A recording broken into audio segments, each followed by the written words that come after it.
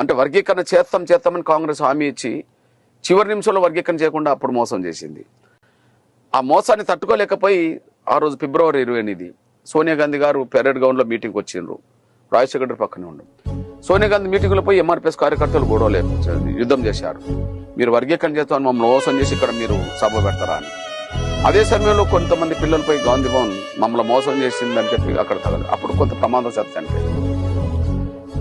అప్పుడు నేను హాస్పిటల్కి వెళ్ళాను. నేను విజయవాడ నుండి వచ్చాను. అప్పుడు హాస్పిటల్కి వెళ్ళినప్పుడు నన్ను చూడలేడు సురేందర్ అనే తమ్ముడు.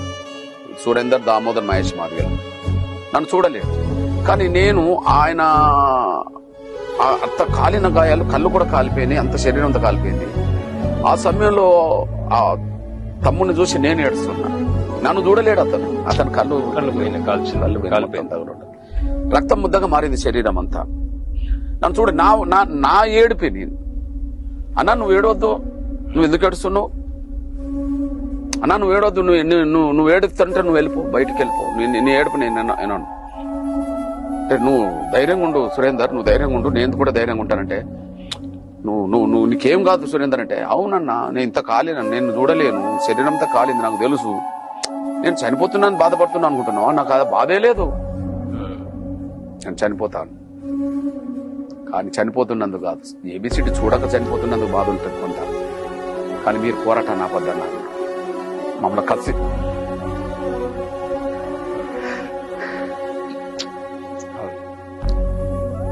పెరిగింది. ఎట్లన్నా సాధించాలి, ఈ అమరులకు నిజమైన నివ్వాలి, అది సాధించడమే అంతే. ఎన్ని మాటలు చెప్పినా, ఎన్ని ఉపన్యాసాలు చెప్పినా వాళ్లకు నివాళులు కావాలి, సాధించడం ద్వారానే నివాళులు. ఇట్లాంటి మరణాలు ఇంకా చాలా చూసాం కదా. ధర్నా చేస్తూ ఒక బిడ్డ భారత మాదిగా చనిపోయింది కలెక్టర్ గారు. ఉద్యమంలో పాల్గొని ఏబిసిడి సాధిస్తామని నినాదం ఇచ్చింది, పోలీసులతో ఒకటి కింద పడిచారు. ఇట్లా చాలా మంది పిల్లలు చనిపోయారు. తూర్పు గోదావరిలో చంపబడ్డారు, పశ్చిమ గోదావరిలో చంపబడ్డారు, ఇవన్నీ జరిగినాయి. అందువల్ల తీర్పు వచ్చిన వెంటనే, తీర్పు వస్తున్న సమయంలో నాకు ఆ పిల్లల మరణాలే కనిపించినాయి.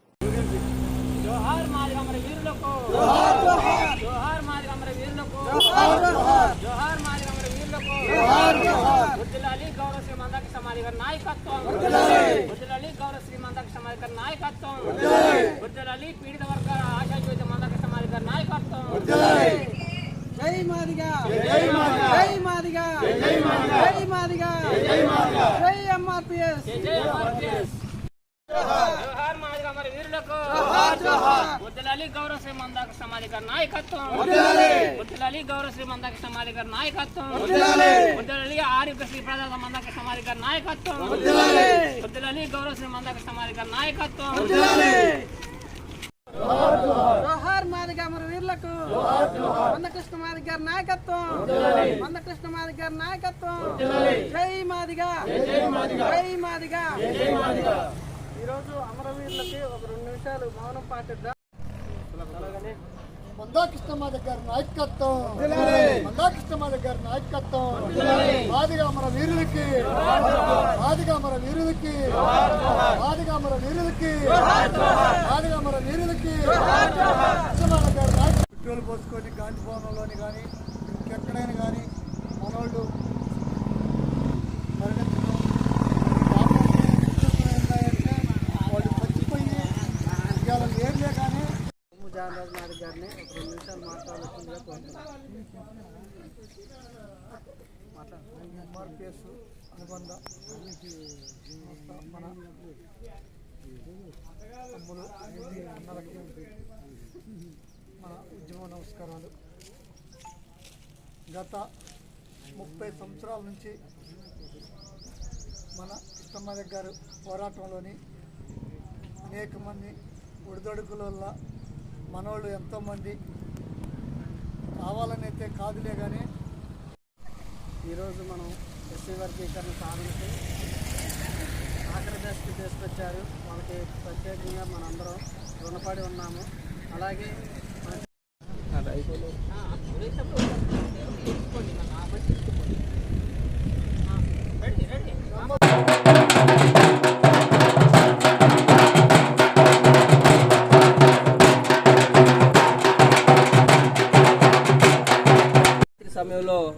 కృష్ణమాదిగ గారు పిలుపునిచ్చారు.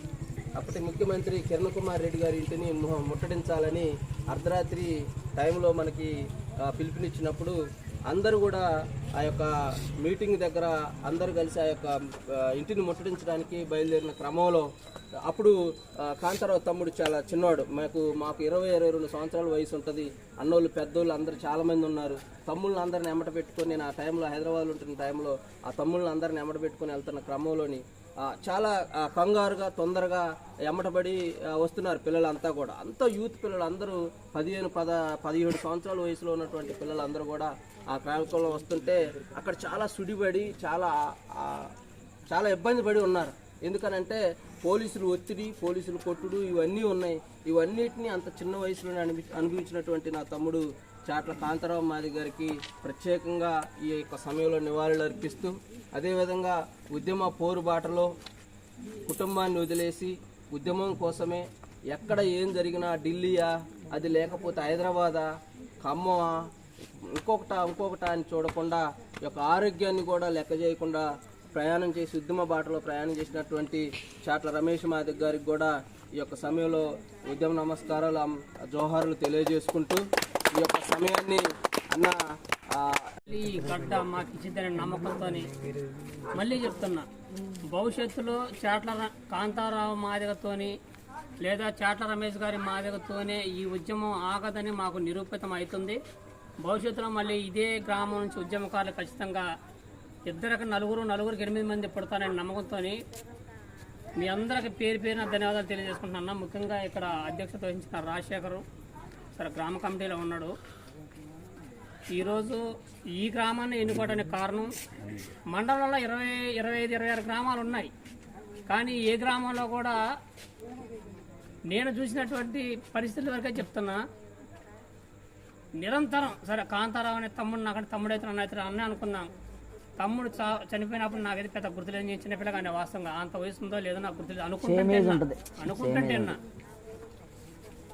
ఆ ప్రాణం మనం తిరిగి తేలేం. మనం ఈ వంతన కాళ్ళు పైకి పెట్టి తల కిందికి పెట్టి 100 యాగాలు చేసినా, 100 యజ్ఞాలు చేసినా, 100 పూజలు చేసినా, 100 సార్లు యేసుక్రీస్తుని మొక్కినా, 100 సార్లు అల్లాని మొక్కినా ఆ ప్రాణాలు తిరిగిరావు. ఆ గర్భశోకం ఎట్టుంటుంది, ఆ గర్భంలో ఉండే బాధ ఎట్టుంటుంది, ఆ గుండెల్లో ఉండే ఆవేదన ఎట్టుంటుంది ఆ తల్లిదండ్రులకే తెలిసింది. అట్లే మాతోని పాదయాత్రలు, రథయాత్రలు కర్ణాటక అన్నా, బెంగళూరు అన్నా, చెన్నై అన్నా, ఢిల్లీ అన్నా, హైదరాబాద్ అన్నా, వరంగల్ అన్నా, విజయవాడ అన్నా, ఎక్కడంటే అక్కడికి నన్ను అంటేసుకొని తిరిగిన రమేష్ అన్న కూడా అప్పుడప్పుడు అంటుండేవాడు, తమ్ముడు ఇక్కడ పెయిన్ వస్తుంది అని చెప్పేటోడు. నేను ఏంటంటే ఏందన్నా నువ్వు ఆరోగ్యం విషయాన్ని నెగ్లెక్ట్ ఉంటావు, ఏ మనిషి అన్నా నువ్వు కొద్దిగా అప్పుడప్పుడు పోయి ఒకసారి చూపించుకోదంటే గ్యాస్ ట్రబుల్ ఎట్టింది లేని మళ్ళీ తానే చెప్పుకునేది. అట్లా మా పాదయాత్ర టైంలో కూడా 1-2 సార్లు పర్టికులర్గా చెప్తున్నాను, మీకు ఇక్కడ పెయిన్ వస్తుంది తమ్ముడు అనేది గ్యాస్ ట్రబుల్ సంబంధించిన ట్యాబ్లెట్ వేసుకునేది. మరి ఇదే మొత్తం మీద తన జీవితం మొత్తం 2 ఆడపిల్లగాలు వాళ్ళకి భవిష్యత్తు చూస్తే ఏం లేదు నాకు తెలిసి. వెనకుండా మనకేం 10 ఎకరాల్లో ఒక రెడ్డి అయినా కమ్మనైనా ఏం లేదు. అయినా సరే తన జీవితాన్ని ఎందుకో మరి కృష్ణమాదిగ గారికి జాతికి అంకితం చేసిండు రమేష్ అన్న. ఆయన చదువుకుని ఎంత చదువుకున్నా నాకు తెలియదు, అక్షరాలు కూడా వస్తాయి. రమేష్ అన్న సంతకం పెట్టమంటే కూడా రమేష్ అన్న సంతకం తెలుసు నాకు. 1వ తరగతి 2వ తరగతులు రాసిన వాళ్ళు పెట్టినట్టే ఉండే సంతకం. ఎందుకంటే ఆయన ఇన్ఛార్జిగా ఉన్నప్పుడు ఆయన సంతకాల మీదనే మేము నడిచి పనిచేయాల్సిన పరిస్థితి కాబట్టి అప్పుడు చిన్నోని కాబట్టి చెప్తున్నా. ఇలా నాకంటే ఒక టీం తయారైంది, ఒక 10 మంది అవసరం లేదు. పోలీస్ స్టేషన్ కన్నా రాండి పోలీసు వాళ్ళ మీద యుద్ధం చేయాలంటే వచ్చే పరిస్థితి వచ్చింది. ఇలా ఎంఆర్ఓ మాడినట్లేదు, మన వాళ్ళ విషయాలు కొద్దిగా నెగ్లెక్ట్ చేస్తానంటే రాండి యుద్ధం చేద్దామంటారు, వచ్చే పరిస్థితి ఉంది. ఇలా అలాంటి గ్రామాన్ని మాకు ఇచ్చినందుకు ప్రత్యేకంగా మీ అందరికి కూడా ధన్యవాదాలు తెలియజేస్తున్నా. వాళ్ళ ఉద్యమం బాటనైతే మనం ఖచ్చితంగా కొనసాగించాలి. వాళ్ళు చేసిన త్యాగంలో అంత త్యాగం మనం చేయకపోవచ్చు, వాళ్ళలో 10% చేసినా మేమైతే సంతోషపడతాం. ఈ గ్రామం నుంచి ఇక్కడ రాజశేఖర్ తమ్ముడు కావచ్చు, సురేష్ అన్న కావచ్చు 2 పాయింట్లు రేజ్ చేశారు. ఒకటి, లక్ష డబ్బుల కార్యక్రమం ఉంటుందా ఉండదా, మాకు ఒక సన్స్పేస్ ఉందా, మేమైతే అంత ప్రిపేర్ అయినామన్నా, ఏం జరుగుతుంది, ఏం జరిగింది, ఏం జరగబోతుంది. రెండోది, ఈ గ్రామానికి వచ్చినప్పుడు తమ్ముళ్ళారా మీరు పెద్దోళ్ళే కావచ్చు, చిన్నోళ్ళే కావచ్చు, మాకైతే ఇంటిమేషన్ ఉండట్లేదు, దయచేసి దీన్ని మీ మనసులో పెట్టుకొని రేపు భవిష్యత్తులో ఏ కార్యక్రమం జరిగినా మాకైతే ఇంటిమేషన్ ఉండేట్టు చూడండి, ఇక్కడ మంచి నాయకత్వాన్ని ఏర్పాటు చేయండి అన్నట్టుగా ఇండైరెక్ట్గా చెప్పినట్టే మాకు. అది మేము మనసులో పెట్టుకుంటామన్నా. ఒకటి, లక్ష డబ్బుల కార్యక్రమం, ఇక లక్ష డబ్బులు కాదు ఉండేది, లక్షల డబ్బులు ఉండబోతున్నాయి. రేవంత్ రెడ్డి పర్మిషన్ ఇస్తాడు, ఆయన ఆ సభకు కూడా వస్తాడు. ఆయనే కాదు, వీలైతే అన్ని పార్టీలను కూడా తీసుకొచ్చి ఆ సభలో నిలబెట్టే శక్తి కృష్ణమాదిగ గారికి ఉంది. ఆయన మీద ఎంతమంది అవాకులు పేలినా మనం పట్టించుకోవాల్సిన అవసరం లేదు. ఏనుగు ముందు పోతుంటే, సింహం ముందు పోతుంటే ఎన్నో మరుగుతుంటాయి వెనక. వాటి కోసం తిరిగి తల తిప్పి చూసే టైం కూడా కృష్ణమాదిగ గారికి లేదు. ఇవ్వాలి కృష్ణమాదిగ గారి దగ్గర పనిచేసే మాకు లేనట్టే మాట్లాడతాం. మేము కూడా ముందు పోతాం, ఎంతమంది ఎన్నో తిడతారు, అవి పట్టించుకోము. మేము లక్ష డబ్బుల కార్యక్రమం ఉంటుంది, మీరు ఖచ్చితంగా సిద్ధమై ఉండాల్సిందే. ఏ క్షణం ఎప్పుడైనా పిలుపు రావచ్చు దానికి, ఏ క్షణం ఎప్పుడైనా పిలుపు రావచ్చు దానికి మాత్రం మీరు అందరూ సిద్ధంగా ఉండాల్సిందే. రెండోదన్న, ఈ గ్రామానికి వచ్చినప్పుడు మాకైతే పూర్తి స్థాయిలో మేము ఈ గ్రామాన్ని నమ్ముకొని వస్తాం. ఈరోజు కూడా ఉదయం మండలంలో కార్యక్రమం చేసినాం, సాయంత్రం ఎవరి గ్రామంలో వాళ్ళు చేసుకోవాలి వాస్తవానికి మేము. కానీ లేదన్నా, మేము నిన్న అంతా కూర్చొని మాట్లాడుకున్నాం, నిన్న మధ్యాహ్నం దాకా మాట్లాడుకున్నాం. మధ్యాహ్నం తర్వాత మేము ఫ్లెక్సీలకి వేయడానికి పోయినాం. లేదు, నాగిలంగూడ అనేది చైతన్యవంతమైన గ్రామం. ప్లస్ ఈ చింతకాలంలో ఏ గ్రామంలో కూడా ఒక అమరుడు కాలే, ఒక మనిషి చనిపోవాలి ఉద్యమంలో తిరుగుతా కానీ ఉద్యమాన్ని పోయించేటప్పుడు కానీ జరగలేదు. ఖచ్చితంగా ఏది ఏమని ఈరోజు నాగిలంగూడ మనం కార్యక్రమం చేద్దాం. 10 మంది అవుతారా, 20 మంది అవుతారా, వాళ్ళ గ్రామంలో ఉంటే సరిదిద్దుకునే దాన్ని బట్టి 100 మంది అవుతారా, 50 మంది అవుతారా, మైకులు పెడతారా, ఇవన్నీ ఏం ఆలోచించరా. మనమైతే ఖచ్చితంగా నాగిలంగూడలో 10 మందితో కానీ చివరికి ఎవరు లేకపోతే 2 కుటుంబాలు పిలుచుకున్న కార్యక్రమం చేసుకుని వద్దామని వచ్చినాం. మేము ఇక్కడ ఉన్న బాధ్యత కొంతమందికి ఇన్ఫర్మేషన్ ఇస్తుంది, వాళ్ళ మధ్య కోఆర్డినేషన్ లేదు. ఈ చిన్నవి ఉన్నాయి, అవి భవిష్యత్తులో జరగకుండా చూస్తాను, మీకైతే హామీ ఇస్తూనే ఉన్నా. దాంతోపాటు మీరు రేపు పిలిచిన, ఎల్లుండి పిలిచిన, అటు పిలిచిన గ్రామ కమిటీ ఎన్నికైతే మేము సిద్ధంగా ఉన్నాం. గ్రామ కమిటీ వేయాలి, మండలానికి కూడా ఒకళ్ళిద్దరు బాధ్యులను కూడా మాకు అప్పచెప్పాల్సిందిగా మేము మీ అందరం ప్రేమపూర్వకం కోరుకుంటున్నాం. తర్వాత వచ్చి మనకి 30 ఏళ్ళ బట్టి పోరాడిన పోరాటం ఒక ఎత్తు, ఇప్పుడు ఈ 3-4 నెలల బట్టి జరుగుతున్న పరిణామాలు ఒక ఎత్తు. 30 ఏళ్ళ బట్టి మనం ఎంతోమంది దగ్గర పోయినా, ఎన్నో మనం మొక్కని నాయకులు లేడు, మొక్కని దేవుని లేడు, పోని నాయకులు లేడు, వాళ్ళ దగ్గర కలని నాయకులు లేడు. బీజేపీ నుంచి, కాంగ్రెస్ నుంచి, టీడీపీ నుంచి, టీఆర్ఎస్ నుంచి రకరకాల పార్టీలను కలిసినాం. ఎక్కడ పోయినా మన పనికాల 30 సంవత్సరాలు పట్టింది దగ్గర.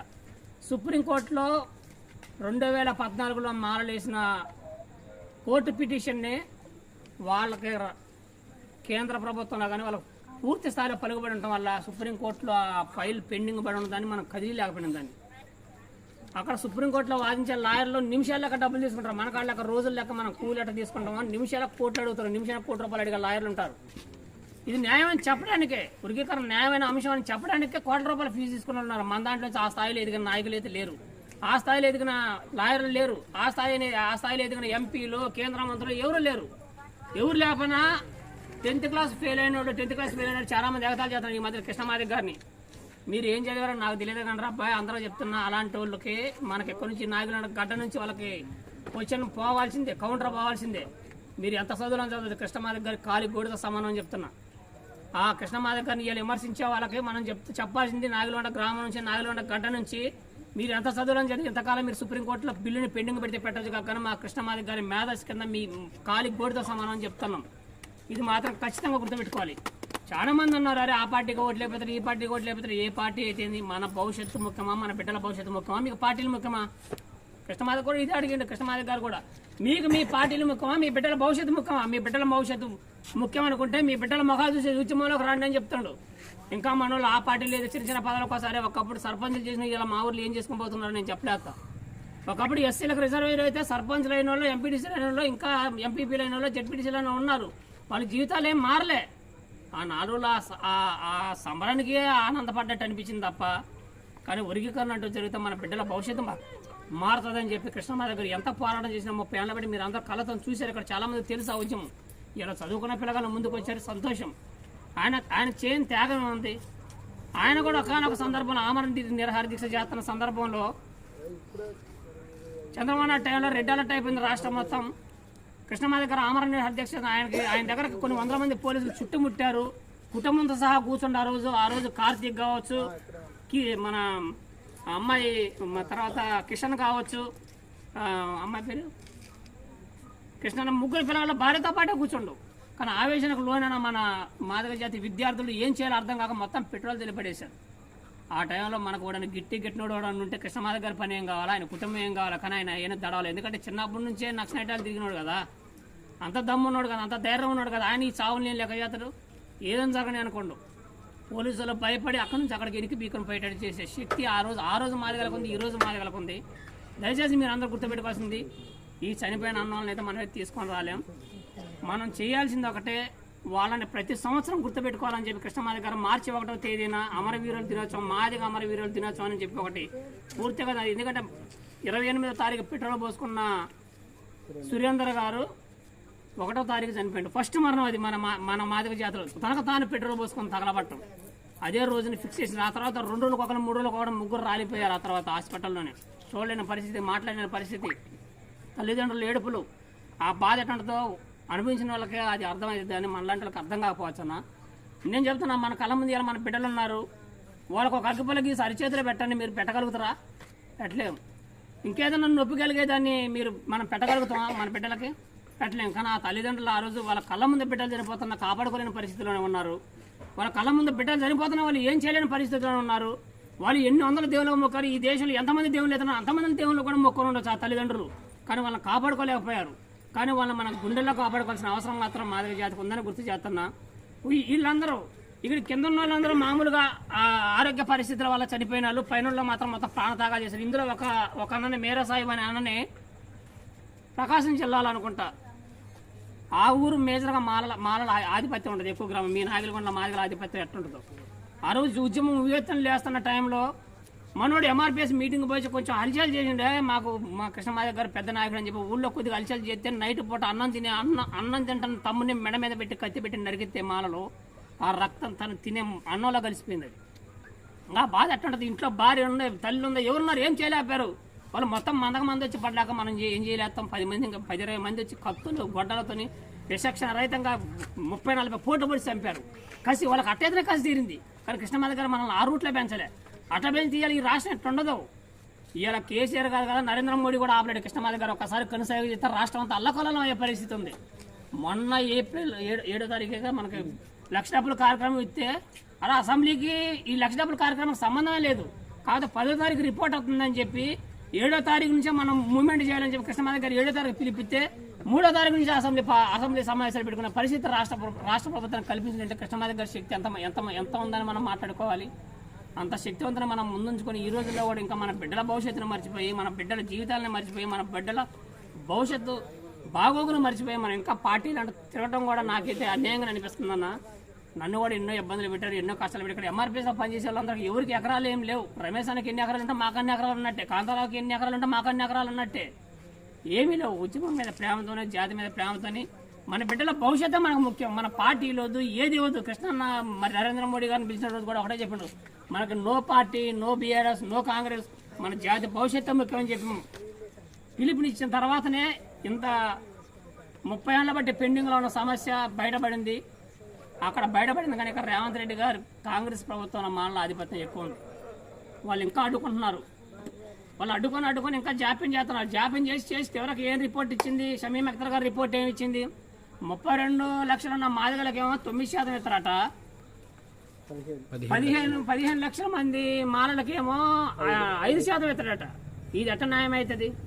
మళ్ళీ వాళ్ళు ఆర్థికంగా ఎదిగిన కులం అది. మనం ఏమి లేని కులం. మనం ఇప్పుడు కమ్మోళ్ళు మాదిగోళ్ళు ఒకటవుతారా? కాలేరు కదా. రెడ్డోళ్ళ మాదిగోళ్ళు ఒకటవుతారా? కాలేరు కదా. వాళ్ళ స్థామత వాళ్ళకే ఉందో, వాళ్ళ ఆస్తులు వాళ్ళకే ఉన్నాయి. అట్లా ఆ స్థాయికి ఎదిగిన మాలను మనం సమానం కాదు కదా. మాకు అది కుదరదు. మా వాటా మా జనాభా ప్రకారం మాకు ఏమనేది మళ్ళీ డిమాండ్. దీనికోసం మళ్ళీ ఒక 4 రోజులు టైం పొడిగించడం జరిగింది రేవంత్ రెడ్డి గారి ప్రభుత్వం, కాంగ్రెస్ ప్రభుత్వం. ఆ రిపోర్ట్ మళ్ళీ ఇంకొక 5-6 రోజుల్లో వచ్చే పరిస్థితి కనపడుతుంది 10వ తారీఖు కల్లా. ఆ తర్వాత మనం సంబరాల డబ్బుకే కొడదాం. చావు డబ్బు కొడదాం అనుకున్నాం కానీ చావు డబ్బు కొట్టాల్సిన అవసరం లేదు. సంబరాల డబ్బుకే కొడదాం. దాన్ని మనకు పర్సంటేజ్ పెంచినా బాధ లేదు. మన దాంట్లో కొన్ని గ్రూపులను తీసి వేరే దాంట్లో వేసినా బాధ లేదు. మన వాటా మనకు రావాలి. ఏడో వాళ్ళకి అన్యాయం జరగడానికి వీల్లేదు. మన ద్వారా మనకి న్యాయం కాకుండా మనకు అన్యాయం జరిగినా ఊరుకునేది అయితే లేదని చెప్పి క్లియర్గా మాట్లాడడం జరిగింది. ఈ మన లక్ష డబ్బుల కార్యక్రమం ఖచ్చితంగా ఉంటుంది. దాన్ని మన విజయోత్సవ సంబరాలుగా మరుస్తాం నమ్మకం నాకుంది. అట్లే ఈరోజు ఈ చనిపోయిన అమరులందరూ కూడా కృష్ణమాధవ్ దగ్గర మన రేవంత్ రెడ్డి గారి దగ్గర ఒక నివేదిక పెట్టడం జరిగింది. మీ ప్రభుత్వం నిర్లక్ష్యం వల్లనే కదా మా పిల్లలు చనిపోయింది. ఆ రోజే ఈ ఉద్యమం ఆ రోజు ఈ రిజర్వేషన్ చేసింటే మా పిల్లలు చనిపోయే వాళ్ళు కాదు కదా. కాబట్టి వాళ్ళకి ఎంతో కొంత కుటుంబాలకు ఎక్స్గ్రేషియా ఇవ్వాలని చెప్పి మొన్న పెట్టడం జరిగింది. దానికి రేవంత్ రెడ్డి గారు కూడా కొంత సానుకూలంగా మాట్లాడినట్టుగా మాకున్న సమాచారం. ఒకళ్ళ అదృష్టం బాగుండి రేవంత్ రెడ్డి గారి ప్రభుత్వం దయవలనో ఇంకా వాళ్ళ ఆలోచన వలనో ఒకళ్ళ అమరుల కుటుంబానికి ఏదైనా వచ్చే పరిస్థితి ఉంటే అది మీకు గుర్తు చేయాలని చెప్పి ఉద్యమంలో మీరు ఇంకా పెద్ద ఎత్తున పాల్గొనాలని చెప్పి భవిష్యత్తులో ఇచ్చే కార్యక్రమానికి కృష్ణమాధవ్ గారు ఇచ్చే ప్రతి కార్యక్రమానికి మీరంతా భాగస్వాములు అవ్వాలని చెప్పి అది వాళ్ళ దృష్టి దాకా పోవాలంటే మేము కూడా కాంతారావు గారి ఫోటోని ఇక్కడ జిల్లా వ్యాప్తంగా అన్ని ఫ్లెక్సీల్లో కూడా కాంతారావు అన్న ఫోటో ఉంది. ఇలా జిల్లాలో జరిగిన సత్తపల్లి కావచ్చు, నేలకొండపల్లి కావచ్చు, కూసుమంచి కావచ్చు, ఇంకా అన్ని చోట్ల కాంతారావు అన్న ఫ్లెక్సీలో కాంతారావు అన్న ఫోటో ఉంది. ఆల్రెడీ రాష్ట్ర కమిటీ దృష్టిలో ఉంది అది. ఎందుకంటే కాంతారావు అన్న ఆశామాషికి ఏదో ఇంటికన్నా అనారోగ్యంతో కూడా చనిపోయిన మనిషి కాదు. వస్తుంటే నిద్రపోయి కొంచెం జస్ట్ దానికి ఆనుకొని ట్రక్కులో దానికి ఆనుకొని వస్తున్నప్పుడు ఎదురుకు వచ్చిన ఇంకొక లారీ తగిలినట్టుగా అట్లా కొట్టేస్తే మరి దాని బరువు కింద దాని బలం కింద మనిషి అంతా చిన్న కప్ ఎంతో మన 2 వీలర్ కింద పడ్డప్పుడు మనిషి కూడా అంతే. అంత ఘోరంగా జరిగింది కాబట్టి ఆయన దృష్టిలో కూడా ఇది ఉన్నది. భవిష్యత్తులో వాళ్ళకి మంచి జరగాలని కోరుకుందాం. మనస్ఫూర్తిగా మంచి జరగాలని మా యుద్ధం మేము చేస్తాం. మాకు మీరందరూ కలిసి రావాలన్నా. మీ పెద్దలు ఉన్నారు, మీరు మాకు ఒక హింస ఇచ్చారు. ఇందాక మాకు ఏ ఇన్ఫర్మేషన్ తెలియజేస్తామని చెప్పి భవిష్యత్తులో జరగకుండా చూస్తాం. మీరు భవిష్యత్తులో అన్నగారు ఏ కార్యక్రమం ఇచ్చినా మీరు పెద్ద ఎత్తున వస్తారని మనస్ఫూర్తిగా కోరుకుంటూ సెలవు తీసుకుంటున్నా. అట్లే ఇప్పుడు ఇక్కడ చనిపోయిన అన్నలందరికీ మనం పూలతోని నివాళులు అర్పించడం. తర్వాత ఈ 2 కుటుంబాలు, ఆ తండ్రిని, కాంతారావు అన్న చనిపోయిన ఆ తండ్రిని, అట్లే రమేష్ అన్న భార్య అయినటువంటి రాణిని సాల్వాలతో సన్మానించడం. అంతకంటే మనం ఏమి ఇయ్యలేము వాళ్ళకి. ఇంకా తిరిగి ప్రాణాలు ఎత్తేయలేము, తిరిగి ఆస్తుల్ని ఇయ్యలేము, వాళ్ళ లోటును మనం తీర్చలేం. కాబట్టి ఆ 2 కార్యక్రమాలు చేద్దాం. దయచేసి ఈ గ్రామంలో పెద్దల ముందుకు వచ్చి పూలు అన్నలకి నివాళులు అర్పించాల్సిన పూలు. జోహార్ అమర వీరులకు, జోహార్ అమర వీరులకు, జోహార్ అమర వీరులకు. జోహార్ చాట్ల రమేష్ మాదిగ గారికి, జోహార్ చాట్ల కాంతారావు మాదిగ గారికి, జోహార్ మాదిగ అమర వీరులకు, జోహార్ మాదిగ అమర వీరులకు.